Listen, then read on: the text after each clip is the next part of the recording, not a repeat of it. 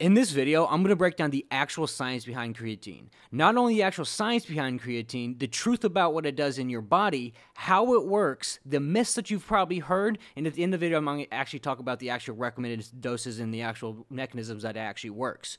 My name's Adam Bono. I'm an online fat loss professional. I specialize in hormonal priming, body recomposition, and higher level forms of nutrition through metabolism manipulation called metabolic priming. I've worked with absolutely dozens of guys in the past using higher level forms of nutrition, precise metrics along with hormonal fluctuations to get them as lean as humanly possible with a predictable system of metabolic priming. So in this video, we're going to break down a lot of the myths that you've heard about creatine. And there are over 500 different studies on this earth done about creatine. It is quite commonly the most researched supplement on the face of the earth. So stick around towards the very end. I'm going to explain exactly what it does, how much to take, the actual myths behind it, and everything in general, right? So first, the biggest myth to creatine right off the bat is that it's a muscle building supplement. It's not. There is no ergogenic benefit from creatine. It's an energy boosting supplement. You already have creatine within your body, and the supplement just increases the storage. So creatine quite literally produces ATP, adenosine triphosphate. And what adenosine triphosphate is primarily used for energy when you go into weightlifting or exercise. So there are 3 strands of triphosphate in your body. And when you expend energy, one of those strands gets cut off, right? What creatine does is quickly donates to that last strand that gets cut off and helps you utilize faster, utilize energy faster, recover faster, resulting in cognitive benefits and cell hydration. So how does creatine specifically work? Well, muscle contractions allow creatine inside of the muscle. So the muscle mass you get from creatine is not from creatine itself. Creatine does not increase your muscle size. It comes from the strength and energy that creatine allows you to use in the form of ATP regeneration. So, which makes you better, makes you more efficient of achieving the stimulus of growing muscle tissue, pushing more weight, running faster, or whatever it may be. But there is no ergogenic benefit to it. There is no muscle building property to it. It quite literally helps you expend energy better, being able to utilize that stimulus of muscle breakdown better. So creatine itself is made up of the liver and kidneys. So there's a common myth going around that creatine leads to liver damage. That's not true, right? There are recent studies that show that you can take creatine for the rest of your life at 3 to 5 grams and still receive the benefits. So 20% of people actually are not responders of creatine because creatine is highly, highly individual. So 20% of people actually don't respond to creatine.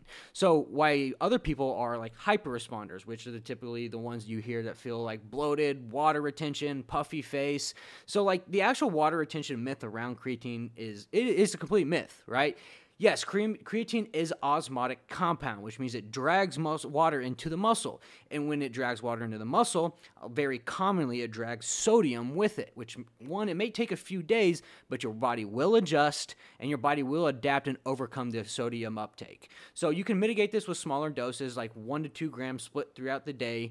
But the myth about water retention with creatine is simply not true. You just, your body adapts over time, start to actually down-regulate that sodium uptake within your muscles, and you just simply reap the benefits of creatine from a more hypertrophic and actually energy boosting supplement, right? So how much creatine should you actually take per day? Well, typically you can hold up to 1 gram of creatine naturally in your body by just producing creatine in your kidneys and liver, right? But you can get more creatine for certain food groups, right? But there's a caveat. 1 pound of salmon or like red meat has 1 gram of creatine, 1 to 2 grams of creatine, which isn't much comparing how much of a pound of actual red meat is and how much fat comes into play with that, which is a different topic all the way around when you come to the hormonal fluctuations of a higher fat intake leading to lethargy and digestive issues. But typically you don't get enough just from your diet, right? So that begs the question, like, how much should I actually take in the form of a supplement? So typically 2 to 3 grams a day is good enough for cognitive benefits. because you got to think about creatine as well as an energy boosted supplement for your brain. So not only does it increase performance in the form of cell regeneration quicker, is as an osmotic compound, being able to pull water into that muscle when you contract that muscle, but it also improves cognitive benefits, giving the brain more energy as well. Helps you look good, feel good, but the typical 4 to 5 grams per day would be the typical amount for actually stimulus of solid muscle growth in the form of weight training or an Olympic athlete or a hybrid cross athlete as well, right? So if you heard of the common phase of the creatine loading phase, the 20 grams for 7 days for the first, portion of your creatine intake, this would be the only time where creatine would maybe produce some sort of GI tract distress or bloating specifically, but the actual loading phase would only be specifically for like high endurance athletes that are going on run, Olympic athletes that are training for a competition.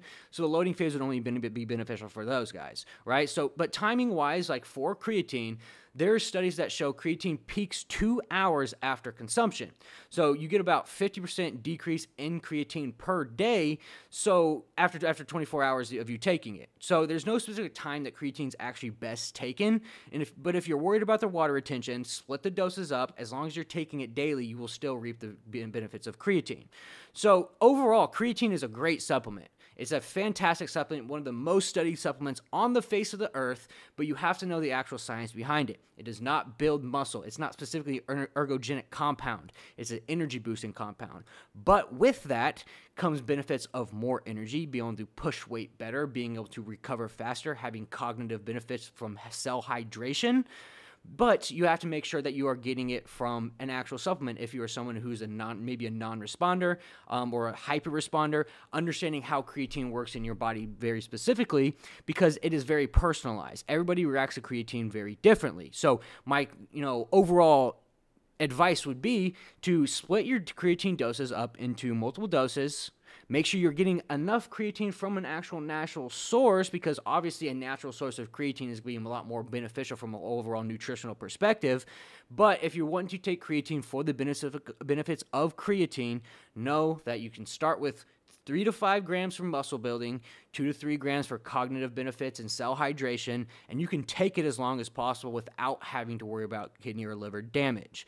So if you guys like this video, like, comment, and subscribe. I'm constantly dropping a ton of information for you guys on all kinds of high-level nutrition tactics. I'm uploading 5 days a week, so make sure to subscribe.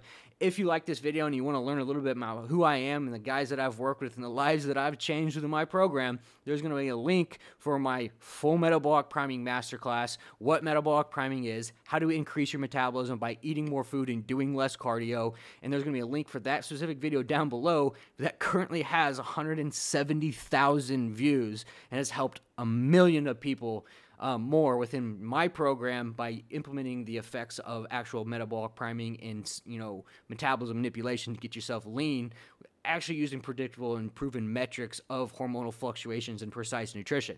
So if you guys like this video, like, comment, and subscribe. Go check out that free training, and I'll see you guys next time.